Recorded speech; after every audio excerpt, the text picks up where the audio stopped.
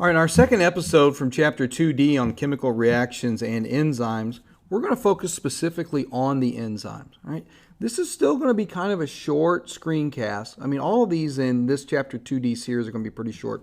But this one's really, really important. I want to make sure that you'll go back and review this one this week because you do have your celebration of knowledge this coming Friday. So you want to make sure that you get this one reviewed a couple of times because we're really going to hit how an enzyme does what it does. Okay? So first off, what the heck is an enzyme? An enzyme is a protein that speeds up the chemical reaction by lowering the energy of activation. And as you can see here on the screen, this is symbolized by E sub A. All right? So that stands for energy of activation. This is the amount of energy that is going to get the chemical reaction going. It's that little push that gets the sled moving down the hill, or it gets the skateboard moving down the hill. Okay? Now, enzymes are also what we call a catalyst. Catalysts are chemicals that will speed up the chemical reaction, but they're not used up. So in other words, they're neither a reactant or a product. They're not really part of the chemical reaction itself. They just make it happen a little bit faster because it takes a lot less energy to make it go. Okay, now enzymes are extremely specific. One enzyme per reaction. So if you have an enzyme where you need to break down a protein, there's one specific enzyme to fit that one polypeptide. Right? If you need an enzyme that's going to build a carbohydrate, there's one specific enzyme that's going to build sucrose, where you're putting fructose and glucose together. All right? Now, all enzymes are going to end with an ASE. Do not get this confused with carbohydrates. Most sugars are going to end with OSE. Enzymes end with ASE.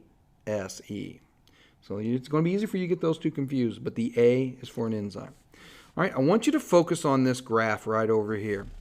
Okay, as you can see here in red, this is the chemical this is the graph for the speed of the reaction.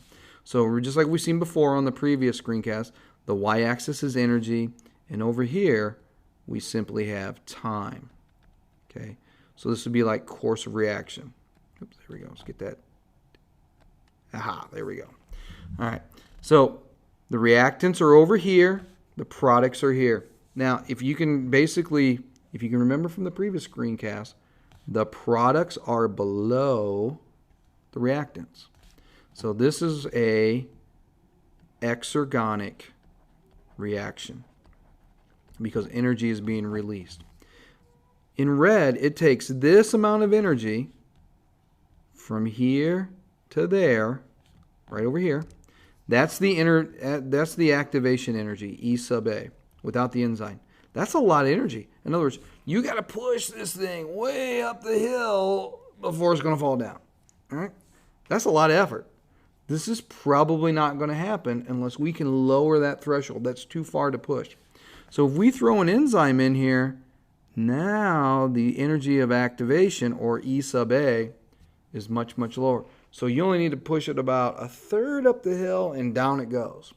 All right? That's going to allow this chemical reaction to happen much, much faster. I mean, we're talking tens of thousands to hundreds of thousands of times faster. So fast that it's just not going to happen unless we can do it without an enzyme. All right? Okay, let's brush that away. Move on to the next screen.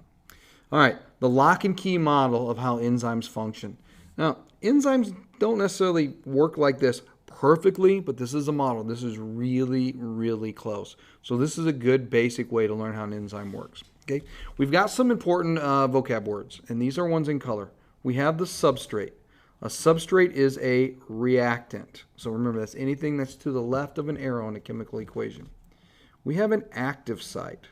The active site is the place on the enzyme where the work is going to occur. Okay, the shape of the enzyme, the shape of the active site is really, really important because it's very specific. If the substrate does not fit in the active site, nothing's going to happen. So if you remember when we talked about proteins and nucleic acids in the previous series of screencasts, I really stress that a protein's function is determined by its shape. And we talked about the levels of organization: primary, secondary, tertiary, and quaternary.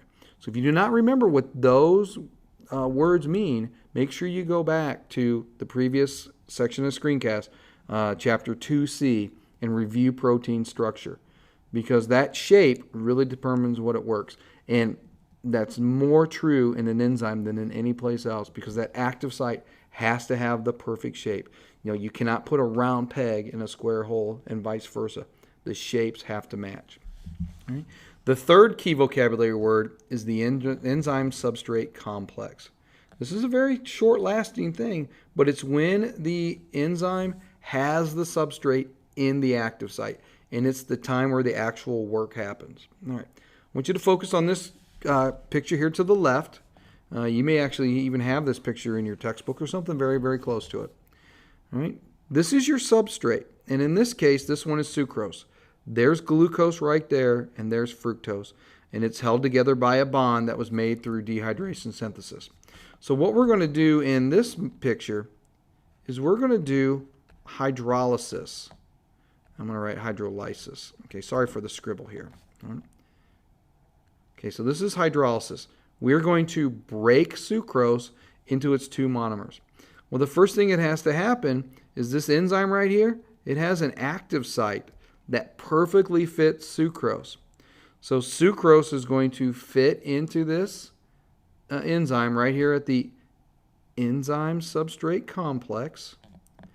It's going to temporarily hold it, and once the enzyme has something in its active site, it's going to bend just a little bit. And when it bends that, it's going to break that bond right there.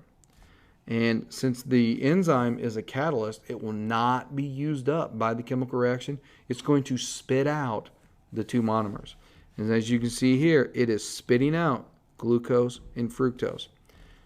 And that enzyme can go back and do this again. It can do this as many times as it needs to, as long as there's enough substrate involved. Right? This is a really, really simple concept. Think of the substrate as like a key. Think of the enzyme as like the lock. The key will fit into the lock. And the keys are very specific. Your key will not fit any random door. It only fits a specific door.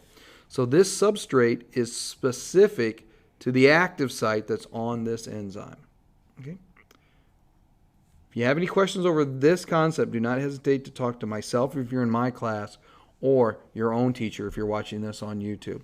This lock and key model is really simple and really important for understanding how an enzyme does what it does. Okay? We're going to stop this second episode from this series right here. In our next episode, we're going to talk about how do I turn on an enzyme and how do I turn it off. So in other words, how do I control it? Okay?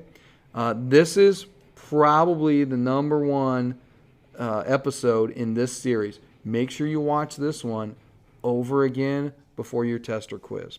Okay, until next episode, we'll catch you later.